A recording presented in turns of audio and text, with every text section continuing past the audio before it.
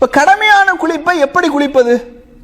நிறைய மக்கள் என்ன செய்யறாங்கன்னா, சாதாரணமா குளிக்கிற மாதிரி போய் என்ன செய்யறது, ஷவர்லையோ அல்லது ஜெக்கிலையோ அள்ளி என்ன செய்யறாங்க, சாதாரணமா குளிக்கிற மாதிரி குளிச்சிடுறாங்க. இதற்கென்று ஒரு முறை இருக்கின்றது. ரசூல் ஸல்லல்லாஹு அலைஹி வஸல்லம் அவர்கள் ஒரு முறையை நமக்கு கற்றுத் தந்திருக்கின்றார்கள். அந்த முறையில் குளிக்கும் போதுதான் அது கடமையான குளிப்பை, சுன்னாவின் அடிப்படையில் குளித்த அந்த நன்மை நமக்கு கிடைக்கும். குளிக்கிறது கூட ஒரு நன்மை. கடமையான குளிப்பை ரசூலுல்லாஹி ஸல்லல்லாஹு அலைஹி வஸல்லம் அவர்கள் காட்டி தந்த அடிப்படையில் குளிப்பது கூட ஒரு நன்மையான விஷயம். பாருங்கள், இந்த கடமையான குளிப்பு இதற்கு நியத் இருக்கின்றது. இதற்கு முதலாவது விஷயம் நியத். கடமையான குளிப்பை நான் குளிக்கப் போகின்றேன் என்று மனதிலே நினைத்துக் கொள்ள வேண்டும். நியத் என்பது வாயால் மொழிவதல்ல, மனதிலே நினைத்துக் கொள்வது. இரண்டாவது, உடலின் அனைத்து பகுதிகளையும் நனையும்படி என்ன செய்ய வேண்டும், குளிக்க வேண்டும். பாருங்கள், ஆயிஷா ரலியல்லாஹு அன்ஹா அவர்கள் அறிவிக்கக்கூடிய செய்தி, கான ரசூலுல்லாஹி ஸல்லல்லாஹு அலைஹி வஸல்லம் இதக்தஸல மினல் ஜனாபா. ரசூல் ஸல்லல்லாஹு அலைஹி வஸல்லம் அவர்களுக்கு அந்த ஜனாபத்தினுடைய அந்த குளிப்பை அவர்கள் குளிக்கும் போது ஃபயல்சிலு யதைஹி, முதல்ல என்ன செய்வாங்கன்னா இரண்டு கரங்களையும் நன்றாக கழுகுவார்கள். சும்ம யுஃப்ரிகு பியமீனிஹி அலா ஷிமாலிஹி ஃபயல்சிலு ஃபர்ஜஹு, வலது கையில் தண்ணீரை எடுத்து இடது கையில் ஊற்றி மர்ம உறுப்பை கழுவுவார்கள். அப்ப மர்ம உறுப்பை இடது கையால் தான் என்ன செய்ய வேண்டும், கழுக வேண்டும். சும்ம யத்தவல்லா உதுஅஹு லிஸ்ஸலாஹ், தொழுகைக்கு உது செய்வதை போன்று ரசூல் ஸல்லல்லாஹு அலைஹி வஸல்லம் அவர்கள் உது செய்வார்கள். நன்றாக புரிந்து கொள்ள வேண்டும். கடமையான குளிப்பு குளிக்கும் போது தொழுகைக்கு உது செய்வதை போன்று ரசூலுல்லாஹி ஸல்லல்லாஹு அலைஹி வஸல்லம் அவர்கள் உது செய்வார்கள். ثم ياخذ الماء فيدخل اصابعه في اصول الشعر, அதற்கு பிறகு ரசூல் ஸல்லல்லாஹு அலைஹி வஸல்லம் அவர்கள் தலையினுடைய அந்த முடிப்பாகங்கள் இருக்கா இல்லையா, இந்த முடிப்பாகங்களுடைய அந்த விரல்ல தண்ணீரை எடுத்து முடிப்பாகங்கள் முழுவதும் நனையும்படியாக என்ன செய்வாங்க, அதை கோதி கழுகுவார்கள்.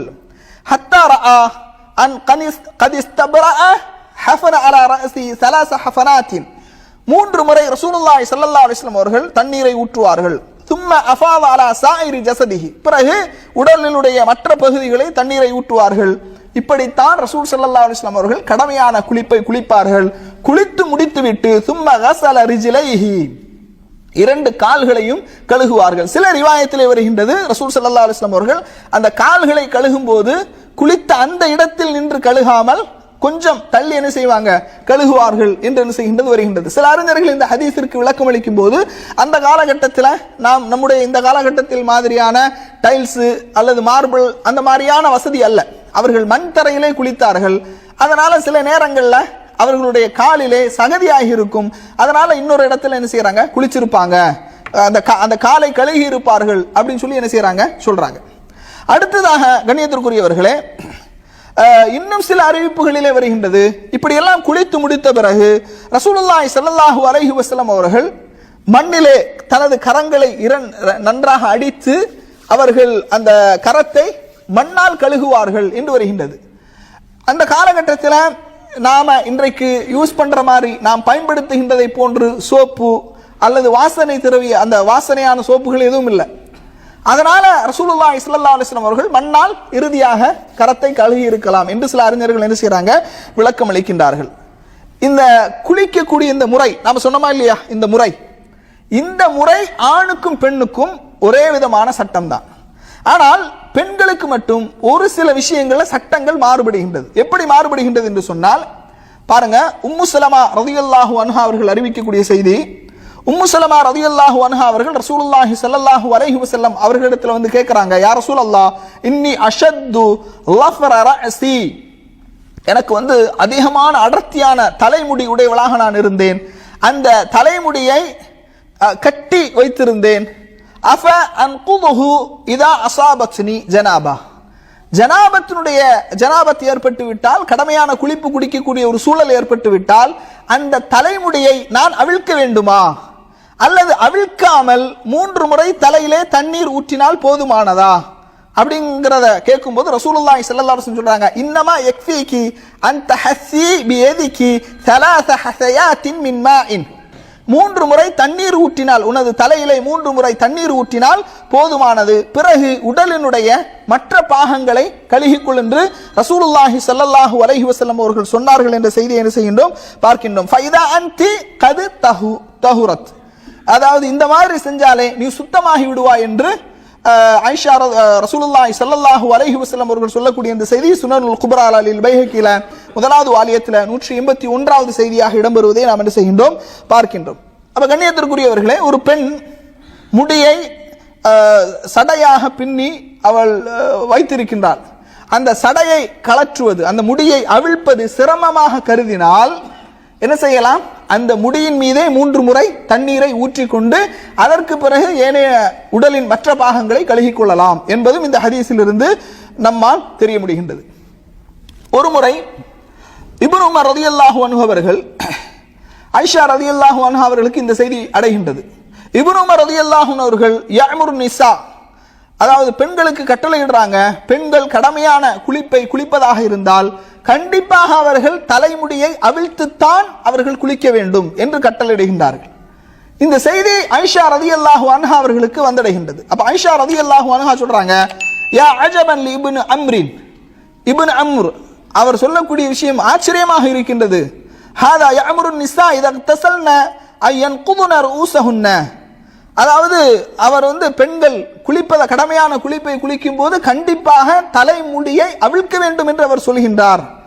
இன்னும் சொல்ல போனா அஃபலா யஅமுருஹுன்ன அய்ஹ்லிக்ன ரூஸஹுன்ன, இன்னும் கொஞ்சம் விட்டா பெண்கள் எல்லாம் மொட்டை அடிங்க அப்படின்னு சொல்லிடுவார் போல இருக்கு அப்படின்னு சொல்லிக்கிட்டு சொல்றாங்க, நானும் அல்லாஹுடைய தூதரவர்களும் ஒரே பாத்திரத்திலே குளித்திருக்கின்றோம். நான் வலா அஸீது அலா அன் உஃப்ரிக அலா ரஅஸி ஸலாஸ இஃப்ராகாத்தின். ஆயிஷா ரலியல்லாஹு அன்ஹா சொல்றாங்க, நானும் அல்லாஹுடைய தூதரவர்களும் கடமையான குளிப்பு குளிக்கும் போது ஒரே பாத்திரத்திலே குளித்திருக்கின்றோம், நான் தலைமுடியை அவிழ்த்ததில்லை என்று என்ன செய்யறாங்க சொல்றாங்க. இந்த செய்தி சஹீஹ் முஸ்லிம்ல 331வது செய்தியாக இடம்பெறுகிறது. ஆயிஷா ரலியல்லாஹு அன்ஹா சொல்றாங்க, என்ன இப்னு அம்ர் அவர்கள் இப்படி சொல்றாங்க, உட்டா பெண்கள் மொட்டை அடிங்கன்னு கட்டளை இட்டுருவார் போல இருக்க என்று என்ன செய்யறாங்க சொல்றாங்க. அப்ப இந்த ஹதீஸிலிருந்து என்ன தெரிகின்றது என்றால், அதிகமான தலைமுடி உடைய பெண்கள் முடியை கட்டி வைத்திருக்கும் போது அது அவிழ்ப்பது அவர்களுக்கு சிரமமாக இருந்தால் அந்த தலைமுடியின் கட்டி வைக்கப்பட்ட அந்த தலைமுடியின் மீது 3 முறை தண்ணீரால் கழுகிவிட்டு மீதி உள்ள உடலின் மற்ற பகுதிகளை என்ன செய்யலாம், அவர்கள் தண்ணீரால் கழுகி அந்த கடமையான குளிப்பை குளித்துக் கொள்ளலாம் என்பதையும் நாம் தெரிய முடிகின்றது. அடுத்து சில சந்தேகங்கள் இருக்கு மக்களுக்கு. என்ன அப்படின்னா, அதிகமான மக்கள், அதாவது குர்ஆன் சுன்னாவோடு தொடர்புடைய மக்கள் கூட குளித்தால் ஒது செய்ய வேண்டிய தேவையில்லை என்று கருதுகின்றார்கள். அதாவது தொழுகைக்கு கண்டிப்பாக என்ன செய்யணும், ஒது செய்யணும். சில மக்கள் என்ன நினைக்கிறாங்கன்னா, ஒதுவுடைய உறுப்புகள் குளிச்சா ஃபுல்லா நனையதானே செய்யுது, அப்ப எதுக்கு நாம ஒது செய்யணும், குளிச்சுட்டு ஒது செய்யாம அப்படியே என்ன செய்யறாங்க, தொழுகைக்கு வந்துடுறாங்க. இது கூடாது, இது கூடாது. அப்படி அவர்கள் செய்தால் அவர்களுடைய தொழுகை பாத்திலாகிவிடும். தொழுகைக்கு அவர்கள் கண்டிப்பாக ஒது செய்ய வேண்டும். அதே நேரத்தில் ஒருவர் குளிப்பதற்கு முன்பாக ஒது செய்கின்றார். சில மக்கள் என்ன செய்வாங்கன்னா, வளமையாக குளிப்பதற்கு முன்பாக ஒது செய்து விட்டு குளிப்பார்கள். அப்படி அவர்கள் குளித்தால் மீண்டும் அவர்கள் தொழுகைக்காக ஒது செய்ய வேண்டிய அவசியம் இல்லை. இப்போ ஒருவர் ஜனாபத் கடமையான குளிப்பின் போது ஒது செய்யறாரா இல்லையா, ஒது செய்யறார். ஒது செய்து விட்டு அவர் குளித்து விட்டு அவர் என்ன செய்யலாம், தொழுகைக்கு வரலாம், பிரச்சனை இல்லை. அவர் ஒது செய்து விட்டு குளித்து விட்டு தொழுகைக்கு வரலாம், பிரச்சனை இல்லை. ஆனால் சில மக்கள் ஒதுவே செய்யாம சும்மா குளிச்சுட்டு மட்டும் என்ன செய்யறாங்க, தொழுகைக்கு வராங்க. அதான் உடலினுடைய ஒதுவனுடைய உறுப்புகள் எல்லாம் நனைந்து விட்டது என்று கருதி வராங்க. இது தவறு, இது தவறு. கண்டிப்பாக ஒது என்பது தொழுகையினுடைய முக்கியமான ஒரு அம்சம். ஒது செய்தால்தான் தொழுகை ஏற்றுக்கொள்ளப்படும். அதனால